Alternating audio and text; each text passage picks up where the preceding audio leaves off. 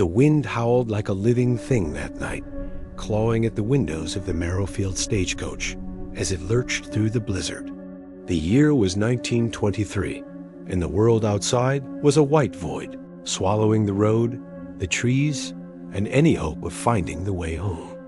Inside, a lone traveler, her name lost to time, but her words preserved in a letter found decades later clutched her coat tighter, breath fogging in the lantern's dim glow. She wrote, "I could not see my own hand before my face. The driver had vanished into the storm, and I was alone, certain I would die in that frozen dark. But then, through the swirling snow, a light appeared. Not the harsh, flickering beam of a torch, but a steady, golden glow, bobbing gently in the distance. The traveler stumbled from the coach, drawn by the promise of warmth and safety. The light led her, step by step, across the treacherous crossing over the river, past the old Ashford Bridge, and finally to the edge of Marrowfield itself. When she turned to thank her rescuer, there was no one there. Only the lantern, swinging from a crooked post, and the faintest scent of lilacs on the wind. She survived, and her story became one of many. In Marrowfield, they call it the Widow's Lantern, a ghostly beacon that appears to lost souls in the night, guiding them home. Some say it's the spirit of Eleanor Ashford, doomed to wander after losing her family to the river. Others whisper that the lantern's light is a warning, not a blessing, and that every life it saves must be paid for in kind. Tonight, I invite you to walk with me into the heart of Marrowfield's legend. This is not just a ghost story. It's a tale of grief, guilt, and the terrible bargains we make with the darkness. Because sometimes, the light that saves you is the same light that damns you, and in Marrowfield, every comfort comes with a cost. In the 1850s, Marrowfield was a name spoken with a kind of pride, a small New England town carved from the wild, perched on the edge of promise and peril. The census takers called it prosperous, but that word, like so many things in Marrowfield, was a matter of perspective. On the surface, it was a place of whitewashed clapboard houses, tidy gardens, and the gentle toll of the church bell on Sunday mornings. Children played in the meadows, their laughter rising above the drone of cicadas, and the townsfolk gathered in the square for harvest festivals, their faces flushed with cider and hope. But beneath that painted veneer, Marrowfield was a town, at war with its own geography. The land was stubborn, the winters long and merciless. The river broad, black, and cold cut the town in two, its currents swift and unpredictable. It was both lifeblood and curse, feeding the fields in spring and swallowing them in flood. The only way across was the Ashford Bridge, a rickety span of timber and iron that groaned beneath the weight of wagons and dreams. The bridge was the town's artery, connecting Marrowfield to the world beyond, to Boston's markets, to distant kin, to the future itself. Yet the crossing was more than a bridge. It was a threshold, a place where the known world ended and the unknown began. On one side, the safety of hearth and home. On the other, the wild woods, thick with shadow and rumor. The townspeople spoke of the crossing with a mixture of reverence and dread. It was where fortunes were made and lost, where lovers met in secret, where children dared each other to linger after dark. It was also where the river claimed its due every year. Without fail, someone would slip, or a wagon would overturn, and the water would close over another name. Marrowfield's prosperity was always conditional, always one bad harvest or one cruel winter away from collapse. The soil was thin, the crops fickle, and the threat of hunger never far from the door. Disease moved through the town like a shadow, taking the young and the old with equal indifference. The doctor's ledger from 1854 lists more deaths than births, each entry a quiet testament to the town's precarious existence. Yet the people endured, clinging to their rituals and their faith, convinced that hard work and prayer would keep the darkness at bay. But darkness in Marrowfield was not just a matter of nightfall. It was a presence, a weight that pressed. In from the woods and the river, from the unmarked graves on the hill, and the secrets whispered behind closed doors. The townsfolk learned to live with it, to look away from the things that didn't fit the story they told themselves. They built their lives on the edge of disaster and called it home. The crossing became a symbol both of hope and of loss. It was here that the Ashford family, Eleanor, her husband Samuel, and their 3 children would meet their fate, and where the legend of the widow's lantern would be born. But before tragedy could take root, Marrowfield was simply a town. Like any other, its people blind to the storm gathering on the horizon. They believed in the comfort of light, in the promise of tomorrow, never suspecting how quickly that light could be snuffed out. As the years passed, the crossing would become more than a place on a map. It would become the heart of Marrowfields. Darkness, a wound that never healed, a stage for the town's most desperate bargains. And in the shadows cast by the lantern's glow, the line between salvation and damnation would blur, until no one could say for certain which side they stood. Eleanor Ashford's name is spoken in Marrowfield with a reverence that borders on superstition, but the truth of her life is far more complicated than the legend that grew in her shadow. Before she became the widow, Eleanor was simply a wife and mother, her days filled with the ordinary joys and burdens of frontier life. She was known for her gentle voice, her skill with herbs, and the way she could coax a smile from even the most sullen child. Her garden was the envy of the town, a riot of color in the brief New England summers, and her table was always open to neighbors in need. But all of that changed on a rain-slicked night in October 1855, when the Ashford Bridge gave way beneath the weight of a fully loaded wagon. Samuel Ashford and their 3 children, Clara, aged 10, Thomas, 8, and baby Ruth, not yet 2, were returning from the harvest fair when the timbers splintered and the river swallowed them whole. The searchers found Samuel's hat tangled in the reeds and a child's shoe caught on a branch, but the bodies were never recovered. The river, as always, kept its secrets.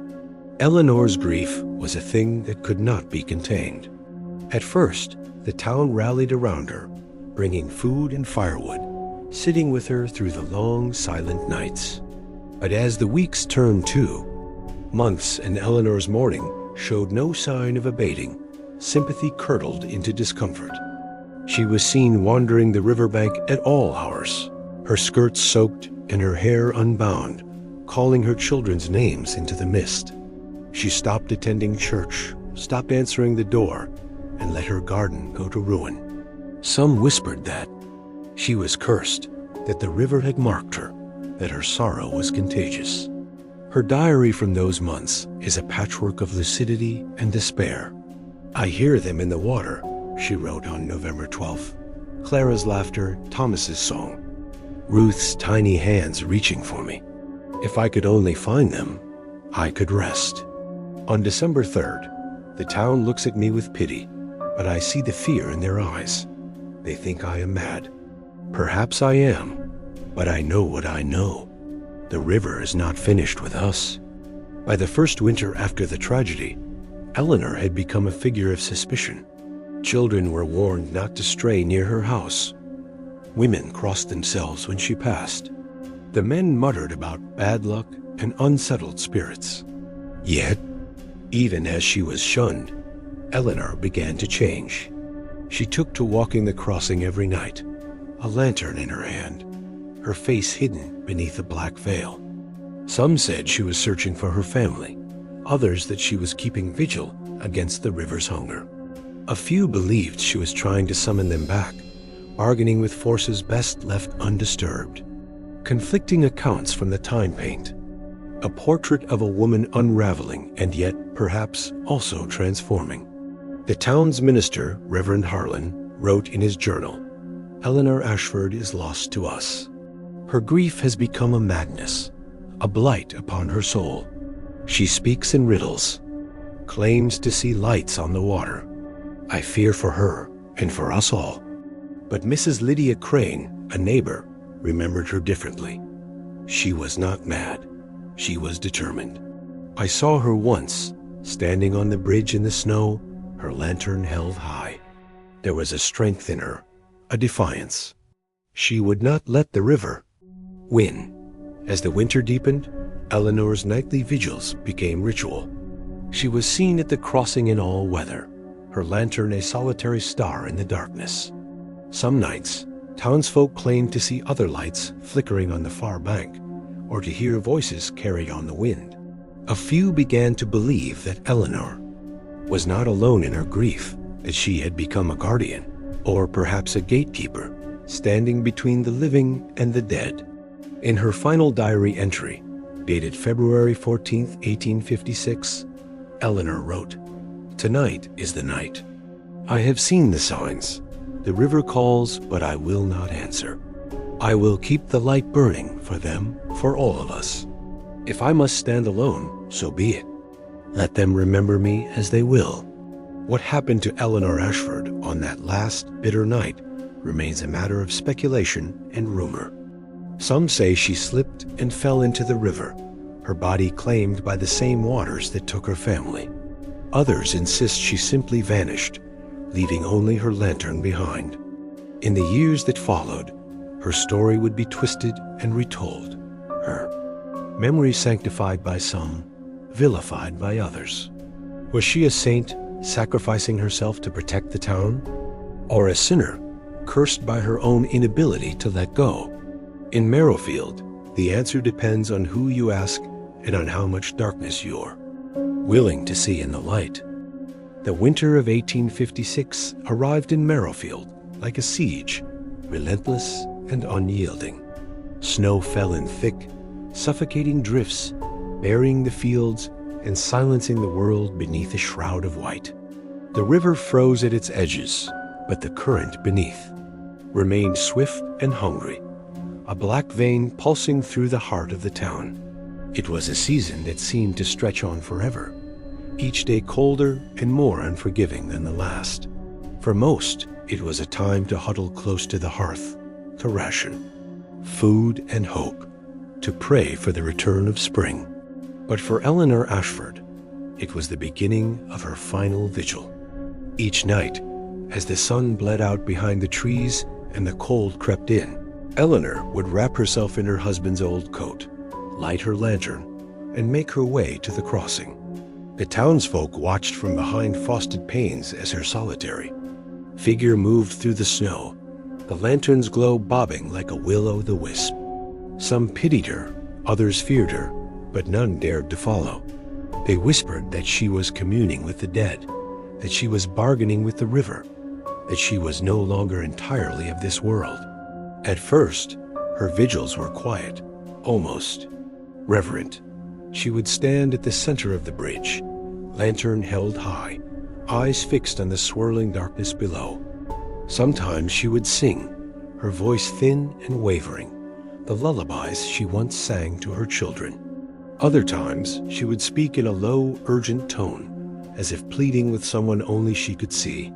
The snow muffled her words, but those who listened closely claimed to hear names Clara, Thomas, Ruth carried on the wind. As the weeks wore on, Eleanor's behavior grew more erratic. She began to leave offerings at the crossing: a child's mitten, a lock of hair, a handful of wildflowers, frozen in a jar. She carved strange symbols into the wooden railings, circles and spirals that no one could decipher. On more than one occasion, she was found kneeling in the snow, her hands raw and bleeding, her breath coming in ragged sobs. When approached, she would turn away, clutching her lantern to her chest as if it were the only thing anchoring her to the world. The town's patience, already worn thin by hunger and fear, began to fray. Some called for the minister to intervene, to bring Eleanor back from the brink. Others muttered about sending her away, lest her madness infect the rest of them. But no one acted. Perhaps they were afraid of what she had become. Or perhaps they sensed that her vigil was not just for her family, but for all of Marrowfield. In the end, they chose to look away, to let her keep her lonely watch.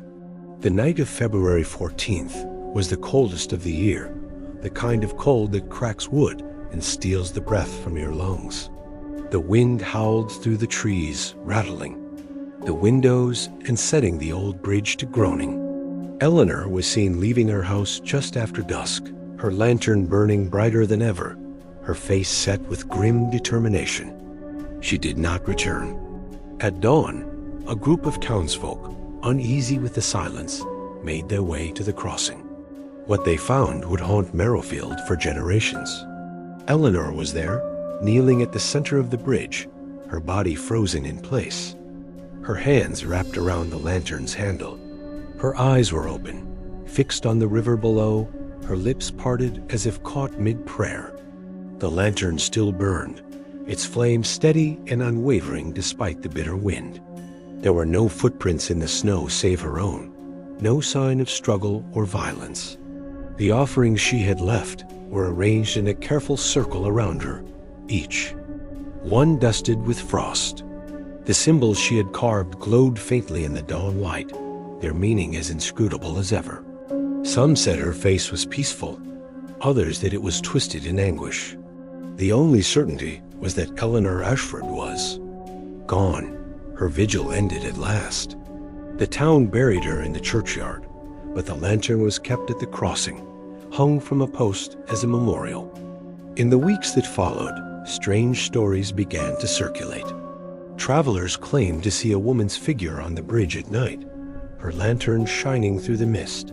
Children spoke of hearing lullabies on the wind, of feeling a gentle hand, guiding them home. The river for a time seemed less hungry, its waters calmer, its banks untouched by tragedy.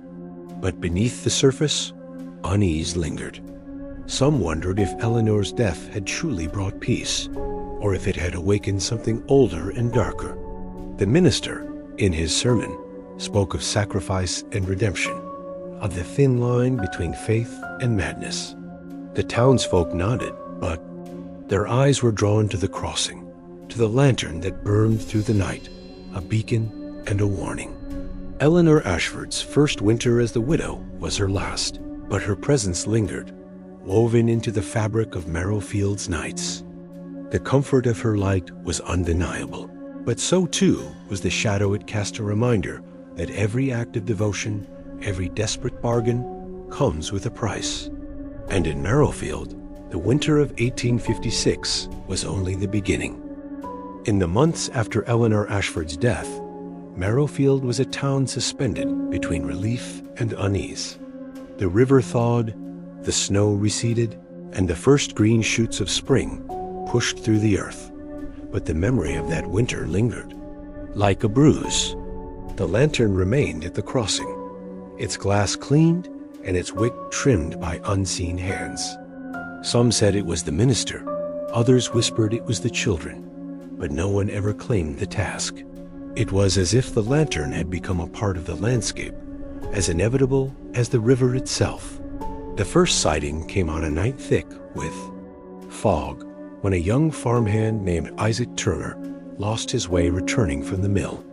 He would later swear, with a trembling voice and eyes wide as saucers, that he'd seen a woman standing at the center of the bridge, her lantern burning with a light that cut through the mist. She did not speak, but she raised her hand and pointed toward the far bank. Isaac followed, stumbling over the planks, and found himself safely on the other side. When he turned to thank her, she was gone. Only the lantern remained, swinging gently in the night breeze. Word spread quickly. The widow's lantern, as it was now called, had saved Isaac Turner.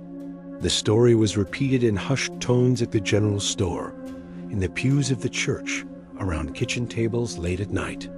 Some scoffed, dismissing it as a trick of the light, or a fevered imagination, but others believed.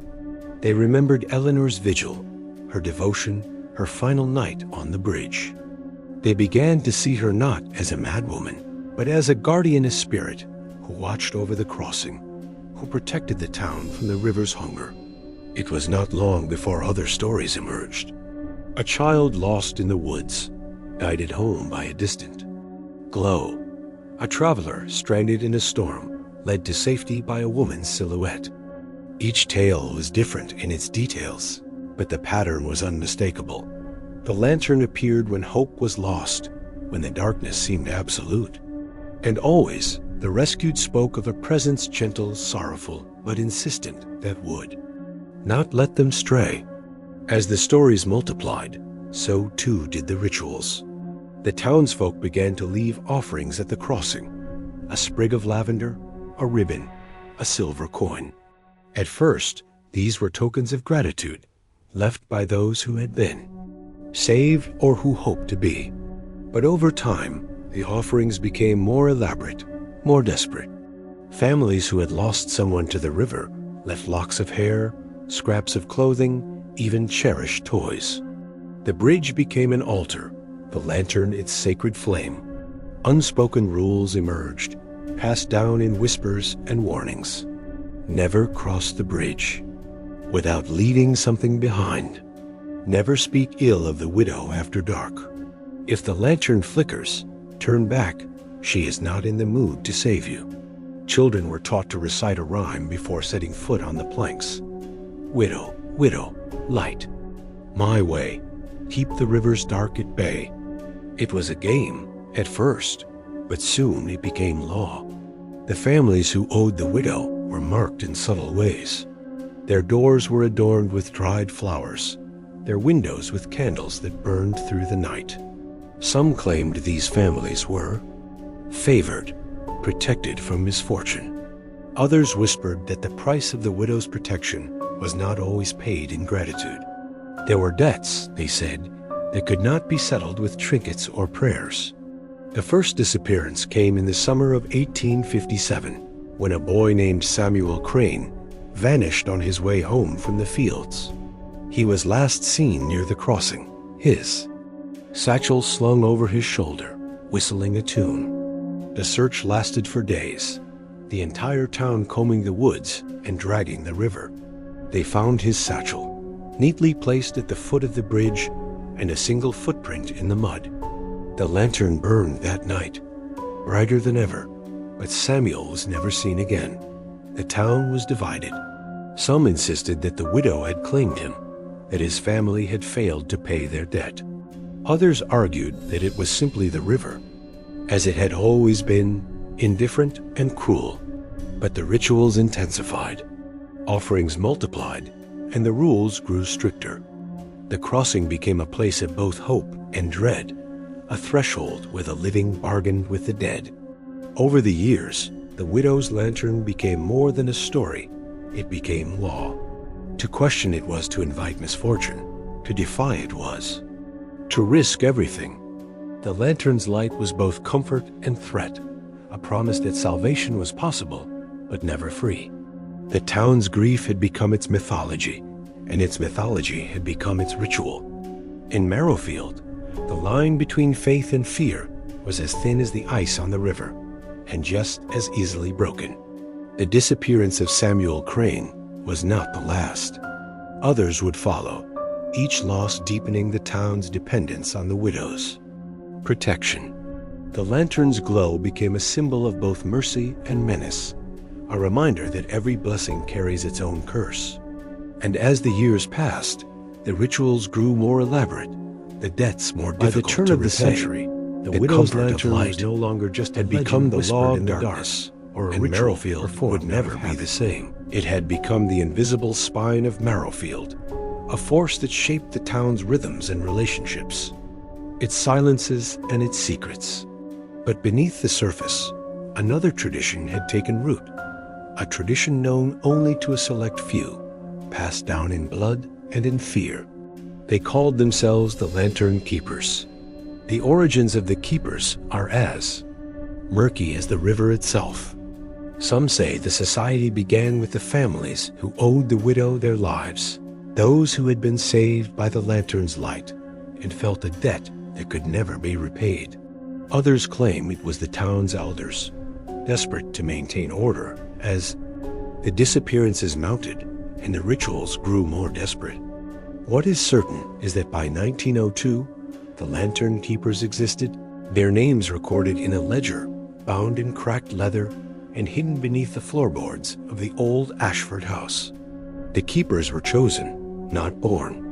Each was selected by the previous generation, sworn to secrecy and bound by a code older than memory. Their charge was simple, at least on the surface: to tend the lantern, to keep the rituals alive, to ensure that the offerings were made and the rules obeyed. But as the years passed, the role of the keeper grew darker, more complicated. They became the town's silent enforcers, the ones who decided which debts were paid and which were left to fester. Among the keepers, there was one whose story survives. In fragments, a man named Jonathan Bell, grandson of Isaac Turner, the first to be saved by the widow's lantern.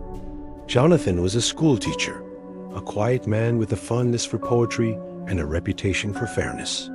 He kept to himself, lived alone in a small house near the river, and was known for his habit of walking the crossing late at night, lantern in hand. To most, he was simply another eccentric in a town full of them. But to the other keepers, he was a trusted guardian, a man who understood the weight of their shared burden. Jonathan's crisis of conscience began, as so many do, with death. In the winter of 1911, a young girl named Abigail Marsh disappeared on her way home from school. Her family was among those who owed the widow a debt that had been paid, in theory, with years of offerings and prayers. But the lantern had flickered that night, and the rules were clear. Jonathan was the one who found her satchel at the crossing, the initials AM stitched in careful thread. He was the one who wrote her name in the ledger, his hand shaking as he did so. In the weeks that followed, Jonathan began to question everything he had been taught. He pored over the old documents, the coded messages left by previous keepers, scraps of paper hidden in the spines of books, phrases written in lemon juice and revealed by candle flame.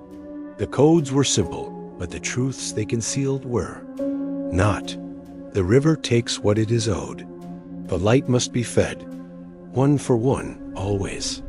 The more he read, the more he realized that the keepers were not just preserving a story, they were feeding something that demanded sacrifice.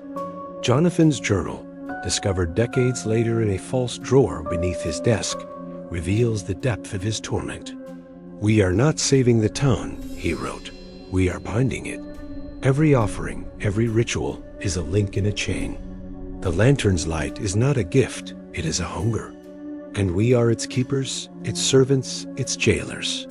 He began to see patterns where before there had been only coincidence. The families who prospered, the ones who suffered, the disappearances that always seemed to balance the rescues. He confronted the other keepers, men and women he had known all his life, and found only fear in their eyes.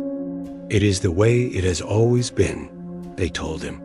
"If we stop, the river will take us all." But Jonathan could not accept this. He started to leave messages of his own, hidden in the margins of library books and beneath loose floorboards. "Ask who benefits. Count the names. The light is not your friend." He tried to warn the town, but the rituals were too deeply ingrained, the fear too great. The lantern's glow was a comfort, and no one wanted to see the shadow it cast.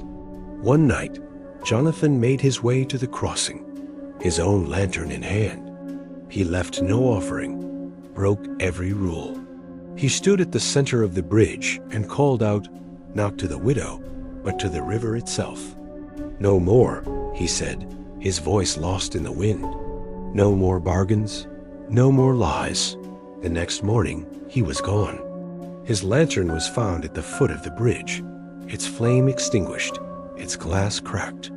The other keepers erased his name from the ledger, earned his journal, and told the town he had left for Boston. But the coded messages remained, scattered like breadcrumbs for those willing to look. Over time, a few others would find them, would question the price of the widow's protection, but most would turn away, content to let the keepers bear the burden, to let the rituals continue. The lantern keepers endure, their faces changing with each generation, their secrets passed down in whispers and in blood. They are the guardians of Marrowfield's most terrible truth, that the light which saves is also the light which damns, and that every comfort comes with a cost. In the end, the keeper's burden is not just the weight of tradition, but the knowledge that they are not preserving a story. They are feeding a hunger that will never be satisfied. If you were to walk the length of Marrowfield's Crossing on a winter's night, you might notice the hush that settles over the river, the way the snow muffles every sound, but the crunch of your own footsteps. But if you looked closer, if you dared to sift through the brittle archives of the town, the yellowed ledgers, the faded obituaries, the whispered recollections, you would find a pattern as chilling as the wind that sweeps across the ice. For nearly 170 years, the crossing has been the stage for a grim arithmetic. The townsfolk speak of the widow's lantern as a blessing, a miracle that has saved countless lives. But the records tell a different story, one written in the cold logic of numbers. For every life the lantern saves, another is lost within the year. Sometimes it is a child, sometimes an elder, sometimes a stranger passing through. The names change, the faces blur, but the balance remains. One for one, always. The earliest records are the most telling. In 1857, Isaac Turner is saved from the river by the lantern's light. That same year, Samuel Crane vanishes without a trace. In 1862, a young mother, Mary Alice, is guided home through a blizzard. 3 months later, her neighbor drowns in the spring flood. The pattern repeats, decade after decade, a silent ledger kept not by any one person, but by the town itself. The widow's protection is never free. The river's hunger is never sated. As the years passed, the townspeople became adept at rationalizing the losses. At first, they spoke of coincidence, of the dangers of frontier life, of the rivers, natural cruelty. But as the pattern became impossible to ignore, the justifications grew more elaborate. Some said the widow chose those who were already marked, those who had broken the rules, who had failed to leave an offering, who had spoken ill of her after dark. Others insisted that the disappearances were a form of justice, a way of balancing old debts. The river takes what it is owed, they would say, echoing the secret codes of the lantern keepers. Over time, a quiet calculus emerged, a way of deciding who belonged to the widow.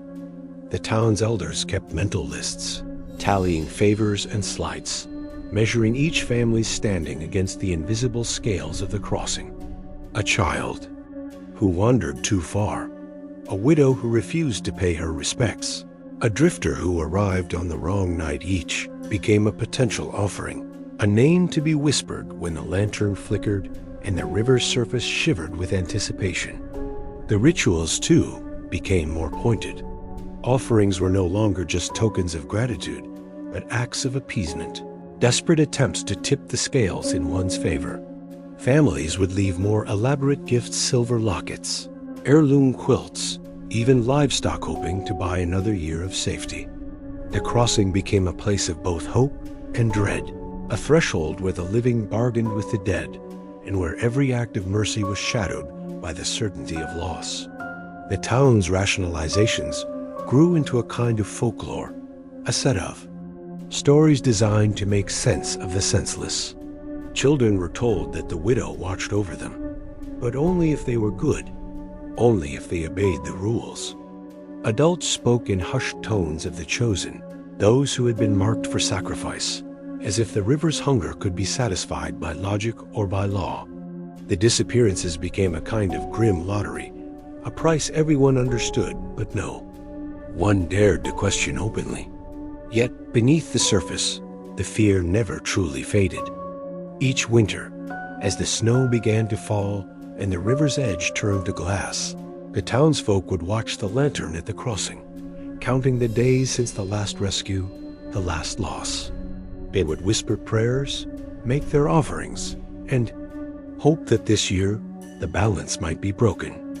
But the pattern held, as precise and unyielding as the frost that crept across the windows. In the rare moments when outsiders asked about the disappearances, the townsfolk would shrug, their faces carefully blank. "It's just the way of things," they would say. "The river gives, the river takes." But in the privacy of their homes, in the quiet hours before dawn, they would count the names, trace the pattern in the snow, and wonder who would be next. The widow's lantern, once a symbol of hope, had become a beacon of dread, a reminder that every act of salvation demands a sacrifice, and that in Marrowfield, the price of comfort is always paid in blood.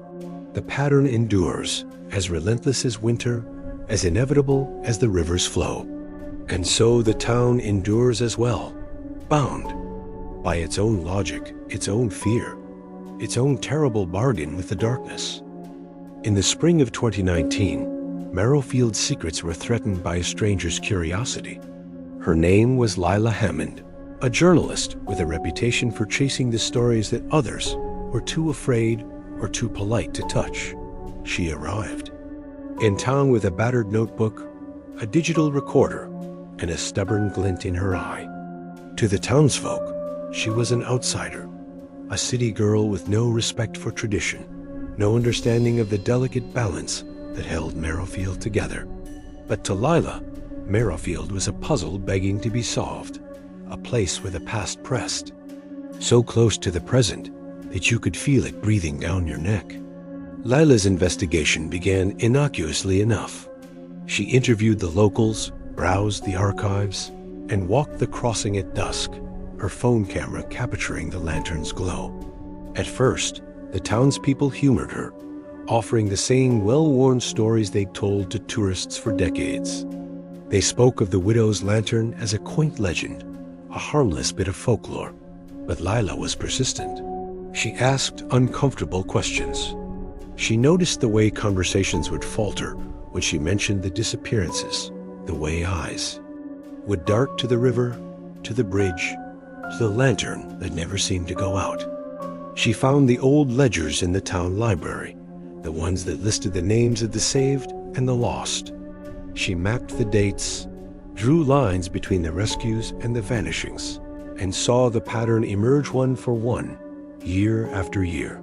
She tracked down descendants of the lantern keepers, coaxing half-truths and nervous laughter from men and women who had learned to keep their secrets close. She found coded messages in the margins of library books, strange symbols carved into the wood of the crossing, and a faded photograph of Jonathan Bell, the keeper who had vanished a century before. As Lila's questions grew sharper, the town's patience wore thin. Doors that had once been open were now close to her. The friendly smiles turned to wary glances, then to outright hostility. She received anonymous notes slipped under her motel door. "Let it be. You don't belong here. Some stories are better left untold." Her car was keyed, her tires slashed. The local sheriff, a man named Harlan Crane, called her in for a friendly chat and suggested, in no uncertain terms, that she should leave Marrowfield before she made any more trouble. But Lila refused to be intimidated.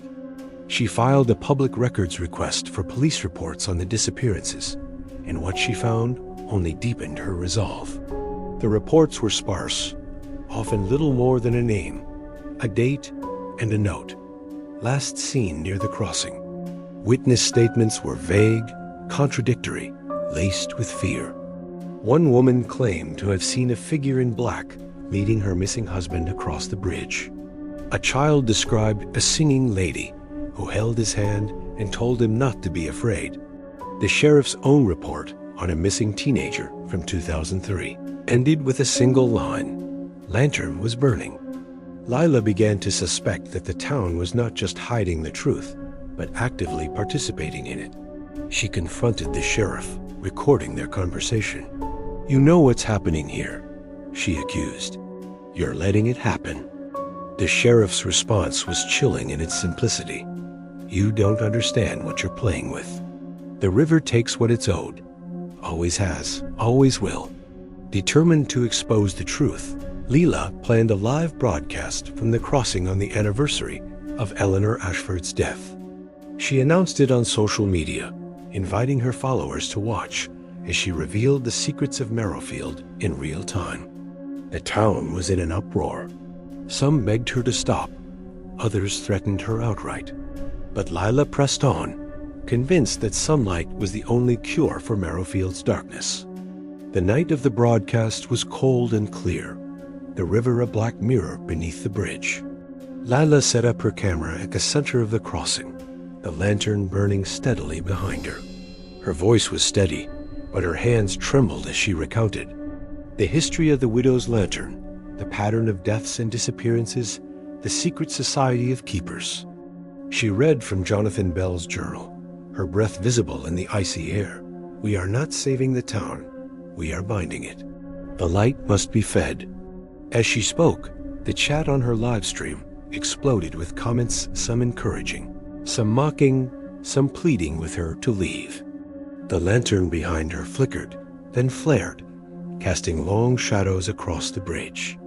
Lila's voice faltered as she described the price of the widow's protection, the way the town had learned to justify every loss, every sacrifice.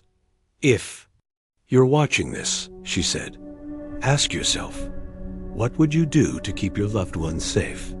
How much would you pay for comfort, for certainty, for light in the darkness?" Suddenly, the wind rose, rattling the camera. The lantern's flame danced wildly, illuminating the symbols carved into the wood. Lila turned, her face pale, her eyes wide. "Do you see that?" she whispered. The chat erupted. Some viewers claimed to see a figure in the background, a woman in black, her face obscured by a veil. Others saw nothing but shadows. The feed glitched, the image warping and distorting.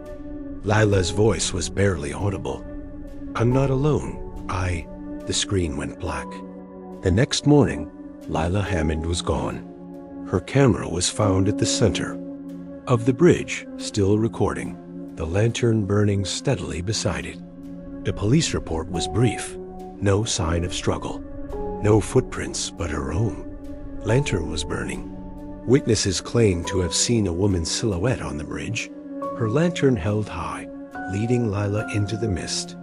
The town closed ranks, refusing to speak to reporters or investigators. The sheriff issued a statement. "We grieve for Miss Hammond and her family. Marrowfield is a safe community. There is no story here."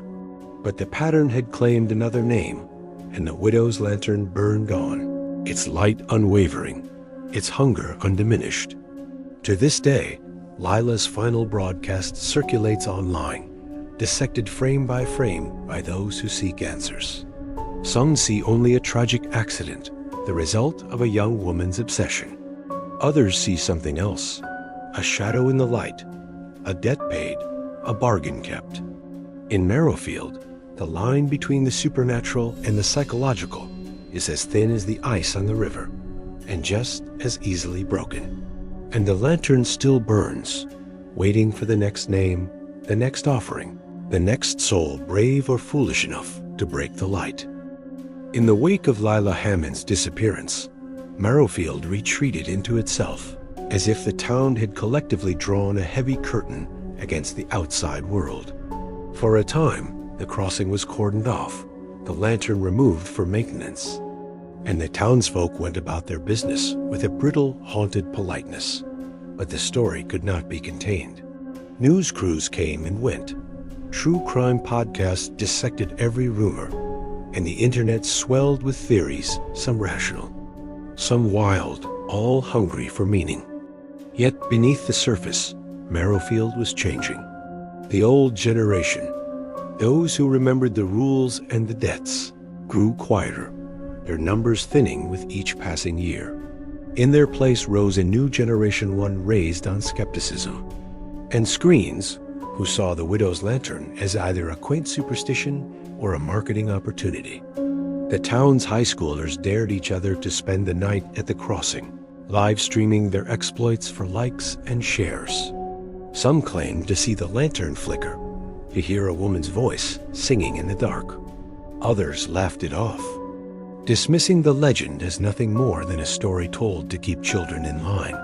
But the line between belief and disbelief was never clear in Marrowfield. For every skeptic, it was someone who swore they'd seen the lantern's light on, a night when all hope seemed lost. For every prank, there was a moment of genuine fear, a sudden chill, a shadow moving just out of sight, a name whispered on the wind.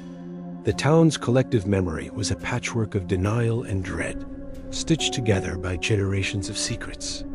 The tourism industry, sensing opportunity, leaned into the legend.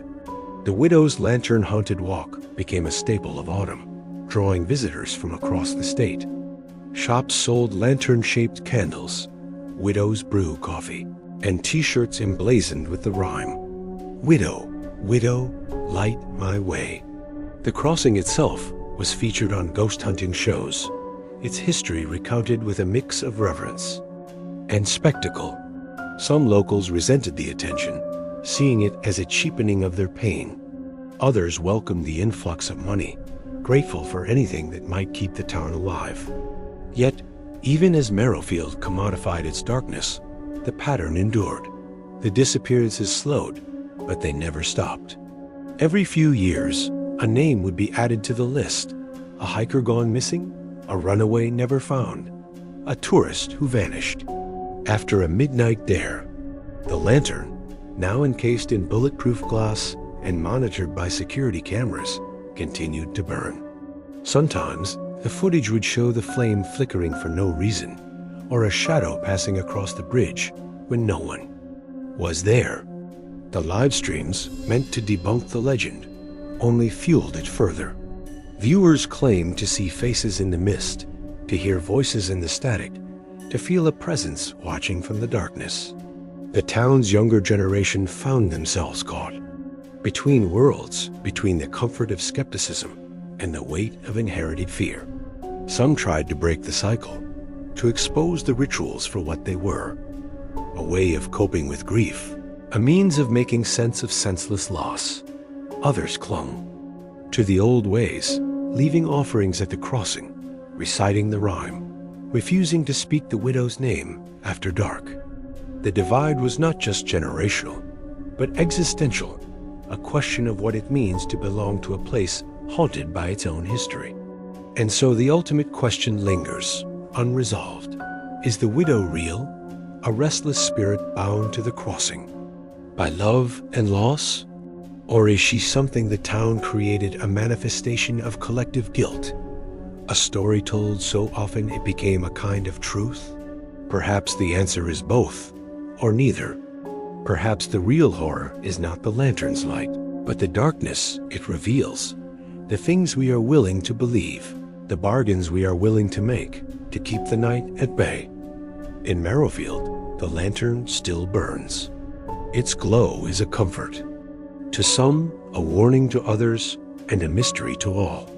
And as long as the river flows and the snow falls, the story will endure, waiting for the next believer, the next skeptic, the next soul to step into the light and ask, what price would you pay for comfort in the dark? So, as the lantern's glow fades and the shadows reclaim Marrowfield Crossing, I want to leave you with a question that reaches far beyond this haunted town. What stories does your own community tell to keep the darkness at bay? What legends do you whisper to children? What rituals do you perform, perhaps without even realizing, to make sense of the things that can't be explained or forgiven? Maybe it's a ghost that walks your old main street, or a warning about a place you're told never to go after dark. Maybe it's a family secret, a tragedy no one speaks of, a pattern you've noticed but never dared to name. Every town, every family, every heart has its own lantern, its own way of lighting the path through the unknown, even if that light sometimes blinds us to the truth. If you're brave enough, share your own local legends in the comments below. What stories have you heard that might hide something deeper, something darker? What bargains do you think your community has made with its past? I'll be reading, and I know others will too. Sometimes the only way to break the pattern is to speak it aloud. And before you go, consider this. For the last 50 years, Marrowfield's population has never changed. Every year, as one soul is lost, another arrives. No more, no less. The town endures, balanced on the edge of light and darkness, comfort and cost. The lantern still burns, and the story is not yet finished. Thank you for walking with me into the heart of Marrowfield's mystery. If you found yourself looking over your shoulder tonight, you're not alone. Until next time, keep your lantern close and your eyes open.